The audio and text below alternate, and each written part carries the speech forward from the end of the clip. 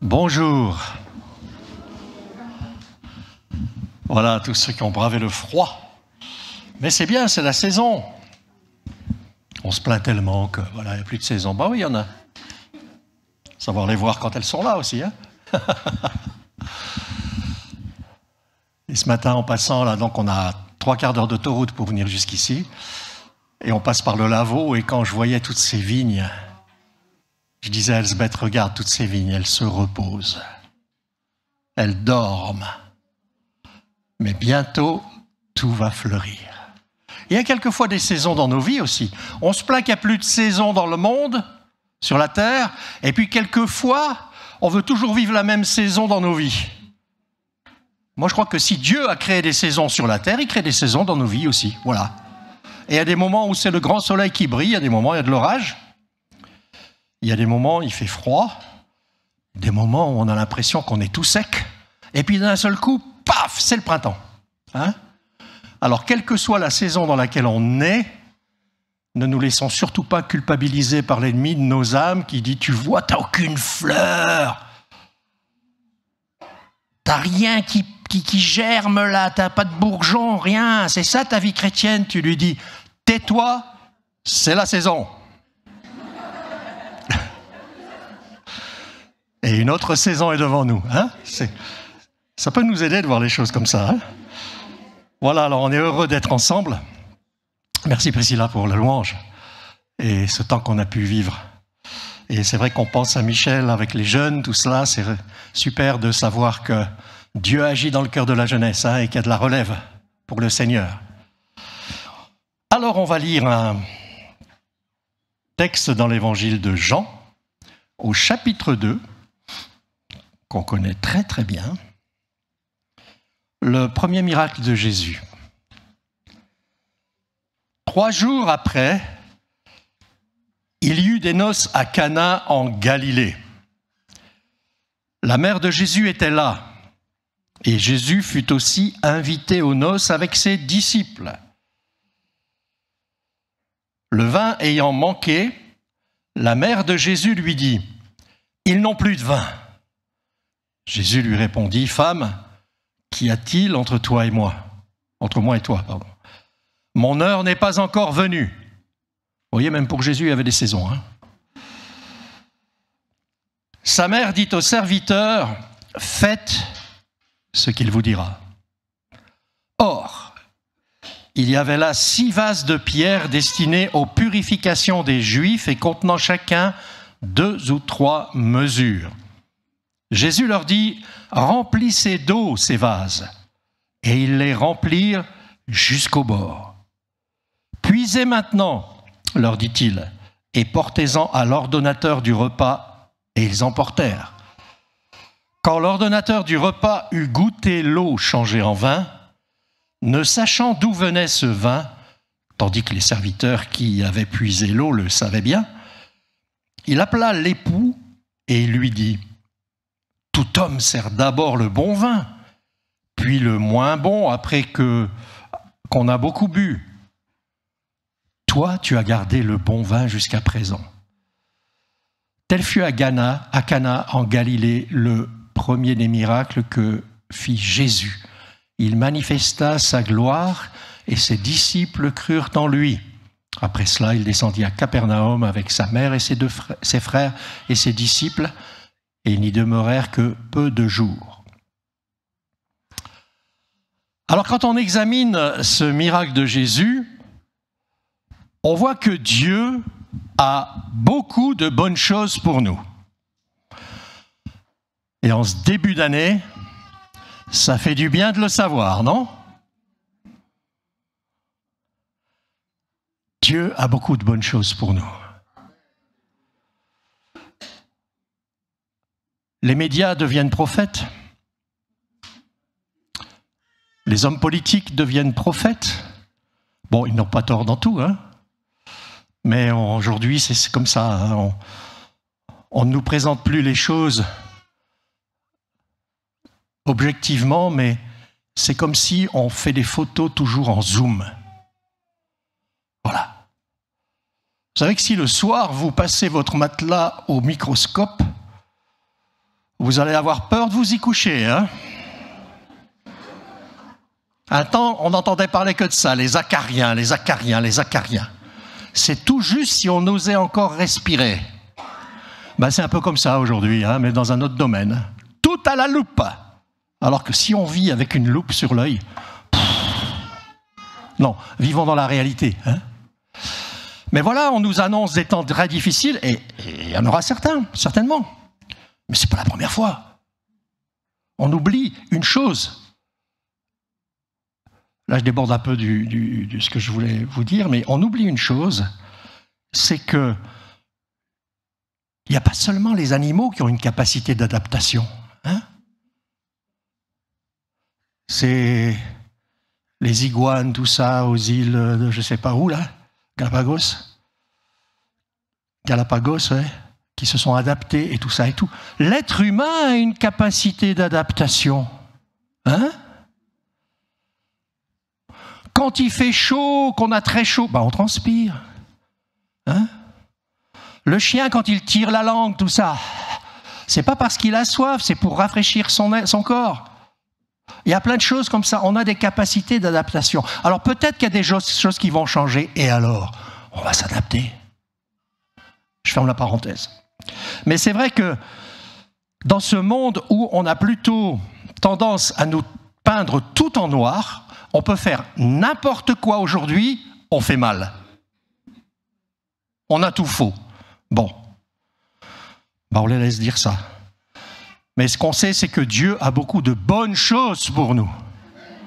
Et personnellement, j'aime bien regarder les nouvelles. Tous les matins, je lis, je ne vous dirai pas le nombre de journaux sur Internet, parce que vous auriez éclaté de rire, de plusieurs pays pour avoir des avis différents. Et j'aime ça. Mais ce que j'aime le plus, c'est de lire ce que Dieu dit dans sa parole. Et c'est à ça que je fais confiance, avant toute chose. Parce que dans les nouvelles, quelquefois, on vous dit une chose et le lendemain, on vous dit le contraire. Hein? Ouais, Dieu a de bonnes choses pour nous et qu'on démarre cette année avec cette affirmation dans nos cœurs et cette vision des choses. Donc là, c'est le miracle de l'eau changée en vin. Et c'était plus qu'un miracle, en fait. C'était un signe. Parce que Jésus annonçait la couleur. C'était un signe qui montrait le but de la venue et de l'action de Jésus dans le monde. Et ça montrait aussi sa méthode pour accomplir ses plans. On va voir les choses là. Petite parenthèse encore. C'est intéressant de voir que Jésus a commencé son ministère en changeant de l'eau en vin. Puis, à la fin de son passage sur terre, quand il institue la Sainte Seine, à quoi il compare son sang? À du vin. Et il dit qu'il n'en boira plus jusqu'au moment où il va en boire avec nous dans le ciel, aux noces de l'agneau. Et au ciel, il va nous accueillir avec un grand repas et du bon vin. Alors vous le savez, je suis abstinent depuis de nombreuses années. Il n'y a pas de problème.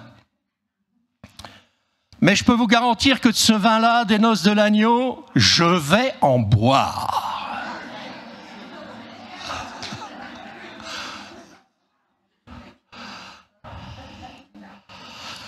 Alors regardons ce signe de l'eau changée en vin. Et on va voir 5 choses que ça nous apprend sur Jésus, ou que ça nous rappelle. La première chose, c'est l'intérêt de Jésus pour les choses qui nous concernent. Dieu s'intéresse à tout ce qui nous concerne. Malgré sa grandeur, malgré sa puissance, Jésus s'intéresse aux choses, aux gens, à leur joie et à leur peine. Et là, c'était leur joie, puis leurs difficultés. Jésus est invité à un mariage. Certains hommes religieux, peut-être de nos jours, s'ils avaient été Jésus, auraient dit « Ouh, mais attends, c'est pas mon ministère. Moi, je dois rester les mains jointes, les yeux tournés vers le ciel, en attendant une révélation de Dieu. Je ne vais pas aller dans un mariage. Eh bien oui, il y va. On lui a souvent reproché d'être invité avec des gens et de manger et de boire avec eux. Et je ne crois pas que Jésus, au mariage, était là, dans un coin, dans une petite pièce retirée, ou au fond, en regardant, en disant « Oh, regarde-moi ça, ces gens-là. Oh, ils dansent, ils mangent, ils boivent. Mangez, buvez, car demain vous mourrez. » Il aurait pu se lever en disant « Mangez, buvez, demain vous mourrez. » Pouf, le pompier au mariage. Il n'a pas fait ça. Jésus a vécu le mariage avec eux. Il a mangé avec eux, il a bu avec eux. Et vous savez que les Juifs aiment bien danser. Jésus a dansé avec eux, j'en suis sûr. Il a vécu ce mariage, il y est allé avec joie, et pas par devoir, mais parce qu'il s'intéresse à eux. Mais une chose importante qu'il faut relever, c'est qu'il avait été invité. Et ça, c'est une chose importante pour que Dieu fasse des choses dans nos vies. Il faut l'inviter. Il ne va pas s'imposer. Hein? Et Jésus y est allé, il s'intéressait à eux, non pas à cause de ce qu'ils ont, mais à cause de ce qu'ils sont. Et ça, c'est important d'avoir ce comportement dans nos vies. Alors oui, à chaque fois que Jésus est invité par quelqu'un, il répond favorablement à qui que ce soit. À qui que ce soit. Et Jésus s'est aussi intéressé à tout ce qui concernait ce couple. Quand il ne savait plus quoi faire à cause du vin qui allait manquer, eh bien Jésus a fait quelque chose. Il n'aura pas fait de reproche en disant, certainement que certains l'auront fait, hein, en disant, bah dis donc, hein, vous êtes un peu radins sur les bords les deux là. Vous n'avez pas prévu assez, hein? Vous avez la bourse qui a du mal à se délier? Non, pas du tout. Il a fait quelque chose. Il leur a évité des ennuis. Vous savez, Jésus, il est comme ça. Il s'intéresse à nous. Et pas seulement quand on va bien, mais aussi quand on a des problèmes, eh bien, il se penche sur nos problèmes. Là, c'est un problème important, mais vous savez, pour toutes les choses de la vie, le Seigneur s'intéresse à tous les détails de nos vies. Il n'y a pas très longtemps, on va régulièrement à l'église chinoise, où je suis invité à prêcher. Et dernièrement, on était avec une personne de là-bas et son mari. Et elle nous avait invités à aller manger quelque chose dans un petit restaurant chinois. Et dans le centre de Lausanne. Et pas évident à trouver des places de parc, même un dimanche. Et alors, on était là, et Elisabeth et moi, on a dit à voix haute, « Seigneur, donne-nous une place de parc, Seigneur. » Ils étaient assis derrière. Hein. Et voilà que, une minute après, paf, on trouve une place de parc. Voilà, pour nous, c'est naturel, on le fait souvent. Bon, quelquefois, le Seigneur nous fait patienter un peu, il faut être réaliste. Hein. Il teste nos nerfs. Ou alors, pire encore, il nous montre une place de parc et d'un seul coup, il y a quelqu'un qui vient nous doubler, paf, il la prend. Hein. Et il nous dit, alors, tu vas réagir comment, hein? Mais là, j'ai eu des contacts plus tard avec eux et sa femme m'a dit, mais écoute, mon mari, il a été hyper surpris. Il est en chemin vers Dieu. Hein? Il n'en revenait pas. Il s'est dit, quoi? Dieu est tellement occupé avec tout le monde. Il demande une place de parc et il leur donne. C'est incroyable et ça a touché son cœur. Ouais, Jésus est venu s'intéresser de notre âme, de notre esprit, mais aussi de notre corps et de tout ce qui concerne les choses de notre vie. Et on peut tout lui dire. Hein? On peut tout lui dire. La deuxième chose que ce signe nous montre, eh bien, c'est le but de Jésus dans le monde. Qu'est-ce que Jésus est venu faire? Qu'est-ce qu'il veut accomplir? En tout cas, une chose est sûre, c'est qu'il n'est pas venu pour étouffer notre rire, pour nous voler la joie, hein, pour éteindre notre bonheur. Je crois que ce n'est pas par hasard que Jésus a commencé son ministère dans un mariage. Il aurait pu le commencer dans un cimetière en ressuscitant des morts. Bien sûr. Mais non, il a commencé dans un mariage. La fête, en se réjouissant avec les autres. Alors, vous ne laissez pas influencer, surtout par des esprits religieux, où on doit avoir une certaine attitude. Moi, vous savez, j'ai traduit pas mal de gens. Beaucoup, j'aime bien ça. Prochainement, je traduirai Anita Pierce ici. Et j'en ai vu de toutes sortes. De toutes sortes. Et souvent, on les invitait chez nous. Manger ensemble. Et après, on prêchait. Et j'ai vu des gens qui étaient à l'opposé de ce qu'ils étaient à table, de ce qu'ils étaient dans la maison, avec nous, dès qu'ils mettaient le pied sur l'estrade. À l'opposé. À l'opposé. J'ai traduit une femme, une indienne, une hindoue qui s'est convertie, qui a un témoignage formidable. Mais c'est tout juste si on l'entendait à table, quand elle parlait. Dès qu'elle est montée sur l'estrade, elle hurlait. En plus, elle se mettait devant moi, je n'entendais pas. Même si elle hurlait. J'entendais, je rigole pas, je raconte pas des blagues. Je la traduisais quand le son se réverbérait sur le fond de la salle et qui me revenait. Là, je pouvais la traduire. Il y a encore une cassette qui existe, là, vous pouvez l'entendre, puis bon, ça va encore. Aussi un autre évangéliste, très sympa, très bien et tout. Vraiment d'un calme et tout ça. Dès qu'il montait sur l'estrade, moi, vous savez, j'aime bien me faire corps avec les gens. Parce qu'il n'y a rien de pire que quand il y a quelqu'un qui parle en anglais, par exemple, tout calmement, et puis que le traducteur à côté, il est... Ou l'inverse. Quelqu'un qui prêche comme ça, entre parenthèses, Anita Pierce, et que le traducteur est à côté. Donc pour moi, ce n'était pas évident avec ce frère, parce que dès qu'il est monté sur l'estrade, c'était une bombe. Alors, pas facile à le suivre. On pourrait dire, oh, mais c'est formidable, c'est l'esprit. Non, je ne crois pas. Je ne crois pas. C'est quelque part, inconsciemment, un jeu. Beaucoup de prédicateurs pensent, ça va mieux maintenant, que pour qu'un message soit puissant, il faut crier dans le micro.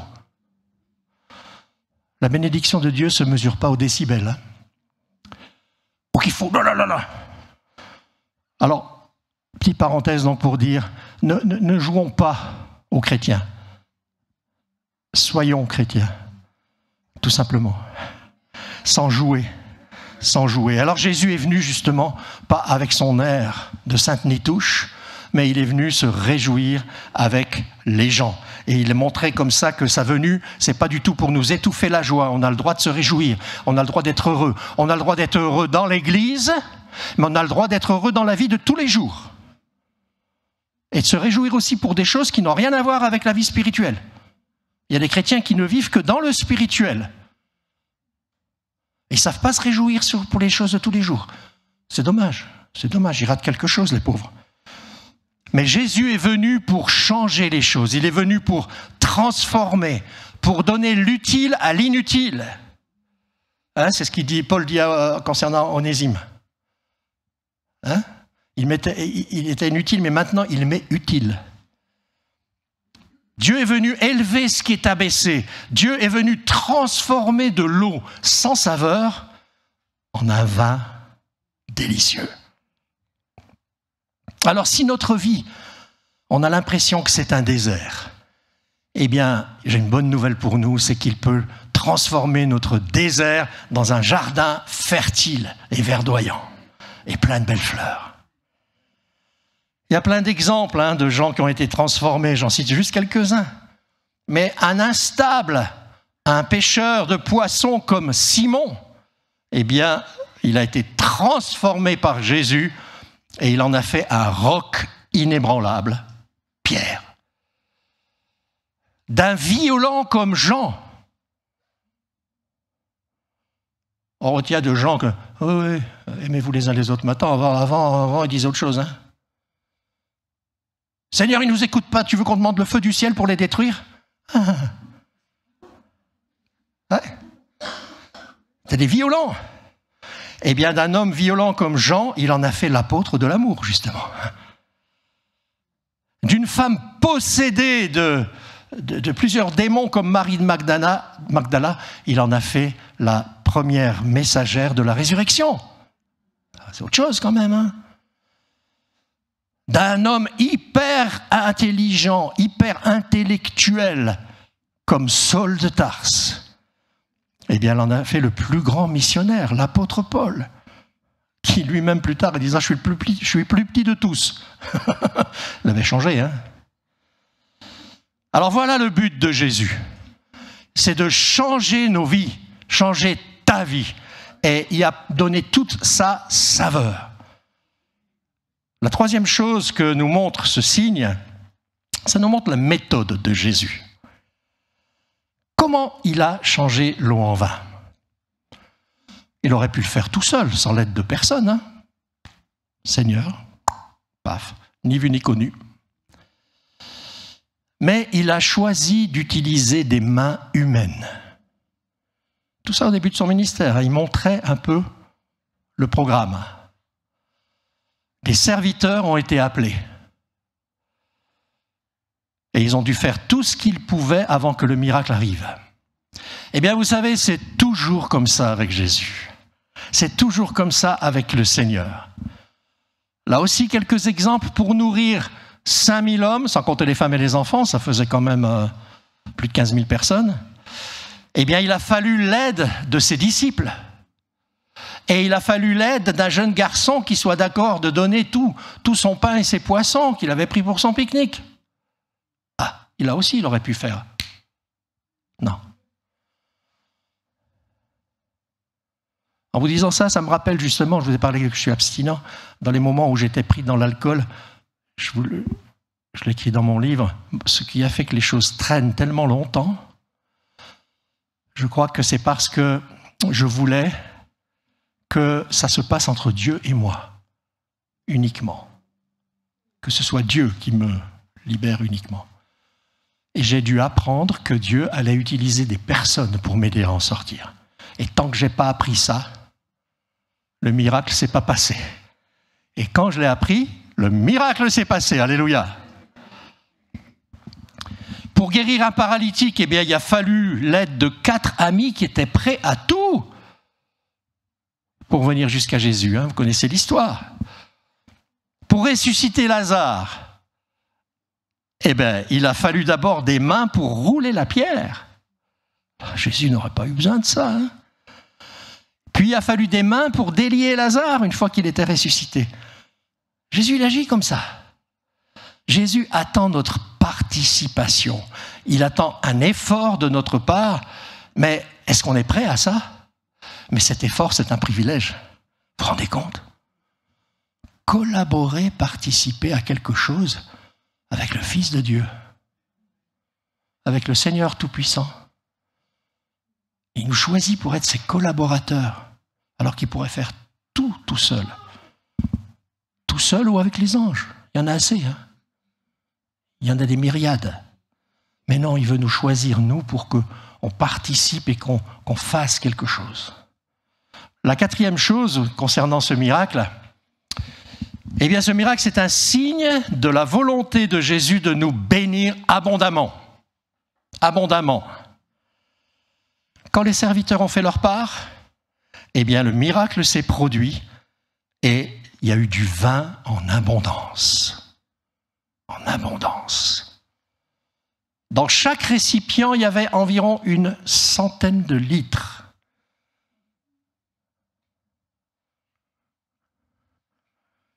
Jésus n'est pas venu avec un petit fond de bouteille en disant, allez, un petit schloucre pour chacun. Hein? Après, c'est de l'eau. Non. Ça représente environ 650 litres de vin. Je ne vais pas compter combien ça fait en bouteille de 7 décis, mais faites le calcul. Ça en fait pas mal, hein? Vous allez me dire, ah oui, mais c'était un mariage, il y avait du monde. Bah ouais, mais ils avaient déjà tout bu avant, hein? Pas l'oublier. Ah, il n'était pas venu, on n'avait pas prévenu les mariés en disant « Vous occupez pas du vin, c'est moi qui l'amène ». Non, ils avaient tout prévu et ils en avaient bien bu. Et même beaucoup, comme dit l'ordonnateur du repas, quand tout le monde a beaucoup bu, c'est là qu'on donne on donne d'abord le meilleur. Et il en rajoute 650 litres en tout cas. Waouh! Eh bien oui, Jésus est le Seigneur et notre Dieu, notre Père, c'est le Dieu de l'abondance. C'est le Dieu de l'abondance. Et tout dans sa nature montre qu'il fait les choses avec générosité. On a un Dieu généreux. Généreux.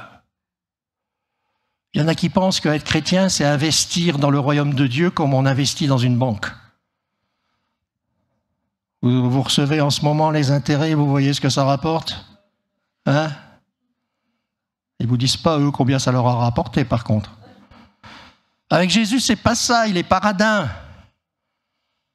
Il est généreux. Quand il pardonne, c'est pas à moitié. Je vous cite Ésaïe qui dit 55 que le méchant abandonne sa voie et l'homme d'iniquité ses pensées, qu'il retourne à l'Éternel qui aura pitié de lui, à notre Dieu qui ne se lasse pas de pardonner. Quand il libère, eh bien, on est réellement libre. C'est Jésus qui l'a dit dans Jean 8. Celui que le Fils affranchit, libère, il est réellement libre. Quand il exauce les prières, eh bien, c'est richement dans Éphésiens 3. Il nous exauce au-delà de tout ce que nous demandons ou pensons même. Ah. Peut-être que vous espérez quelque chose de Jésus et que vous êtes en train de penser quelque chose. Puis d'un seul coup, vous dites, non, non, quand même pas, ça, c'est pas possible. Eh bien, si. Si. Quand il offre la vie, le Seigneur, il l'offre aussi en abondance. Jean 10, il a dit, Jésus, moi, je suis venu afin que les brebis aient la vie et qu'elle l'ait en abondance. En abondance. Jésus n'est pas venu nous sauver pour qu'on soit comme des crapauds ou des reptiles qui rampent là, ou des serpents qui rampent sur le sol pour arriver au but, ou des tortues. Oh, je suis chrétien, mais qu'est-ce que ça va être dur la suite? Non, il nous donne la vie en abondance et belle aussi. Bonne, avec des hauts et des bas, bien sûr. Mais le Seigneur ayant cette vision de Jésus. Et la dernière chose, la cinquième chose, eh bien ce miracle nous montre ce que nous pouvons encore attendre donc de Jésus, ce qu'on peut attendre de lui. Le responsable donc lui a dit, toi, tu as gardé le meilleur jusqu'à présent, tu as gardé le bon, tu as gardé le meilleur. Vous savez, le monde, il donne le meilleur d'abord. Hier, je regardais, c'est toujours comme ça, hein. Au début, tout nouveau, tout beau. Puis après, attention les dégâts, hein, souvent. Je regardais encore une émission hier qu'on nous a recommandé de regarder sur des arnaques en France avec des assurances pour les téléphones. Et je me dis, voilà, c'est typique du monde. Premier mois gratuit. Et le vendeur ne parlait que de ça, des avantages, tout ce qu'il allait pouvoir faire pendant le premier mois avec son assurance et tout ce qu'il aurait. À partir du deuxième mois, 15 €. À partir du troisième mois, ça peut augmenter et ça peut encore augmenter selon les trucs. Et les gens se sont retrouvés arnaqués parce qu'ils avaient donné leur numéro de compte, leur IBAN, en étant d'accord pour les prélèvements, à se retrouver avec des 500 francs par mois de retrait pour rien du tout. 13 000 francs, beaucoup plus même de retrait. C'est ça que nous offre le monde. Premier mois gratuit, mon grand. J'ai dit à Elisabeth, c'est comme les dealers de drogue. Hein. La première dose est gratuite, éventuellement la deuxième. Mais après, tu vas être accro et tu vas dépenser ta vie et détruire ta vie. Ouais, Satan, il est comme ça. Regarde ce que je te propose. Hein? C'est bien mieux que ta vie chrétienne. Menteur. Menteur, père du mensonge. Alors ne nous laissons pas avoir par ces tentations du monde qui, soi-disant, nous propose le meilleur, mais après ce sera le pire qui vient. Hein. Jésus, lui, il nous propose toujours de manière renouvelée le meilleur. Encore et encore. Hein, combien de fois dans nos vies, moi je pourrais vous raconter des trucs en disant mais c'est incroyable, je croyais qu'on avait le meilleur, là puis après paf, on a encore une meilleure. C'est incroyable, mais c'est magnifique. Plus on marche avec Jésus, eh bien plus on peut dire il a gardé le meilleur jusqu'à maintenant. Ah, il y a des gens qui vivent tout le temps dans le regret du passé, moi pas du tout alors. Hein. Je suis heureux de ce que j'ai vécu dans le passé, mais je suis heureux d'aujourd'hui et je suis heureux pour l'avenir parce que je sais que Jésus me donnera toujours le meilleur. Ça sera différent et meilleur. Et ce sera ainsi jusqu'au jour où il va venir nous chercher dans la gloire. Alors là, la Bible nous dit qu'on le verra face à face et ce sera encore le meilleur. Vous le croyez ? On se réjouit pour ça ? Hein ? Alors, en terminant, comment recevoir ça de Jésus ? Eh bien, c'est Marie qui l'a dit. Faites ce qu'il vous dira. Faites tout ce qu'il vous dira. C'est pas plus compliqué que ça. J'aimerais m'adresser à celles et ceux peut-être, ou à une seule personne parmi nous, qui n'aurait pas encore vraiment eu l'assurance d'être sauvé et donner sa vie à Jésus. Est-ce que vous êtes prêt, est-ce que tu es prêt à l'accepter ? Comme sauveur et comme maître ? Est-ce que tu es prêt à te repentir ? Ça veut dire regretter les choses mauvaises qu'on a fait.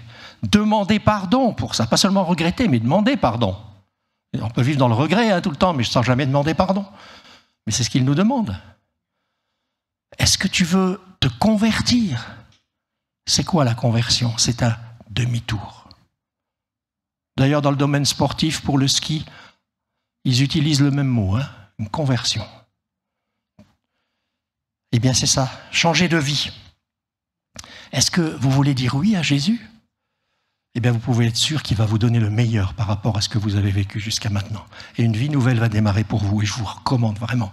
Tout à l'heure, on va vivre le temps de Sainte Seine. Vous pouvez pendant ce temps dire « Seigneur, je te donne ma vie.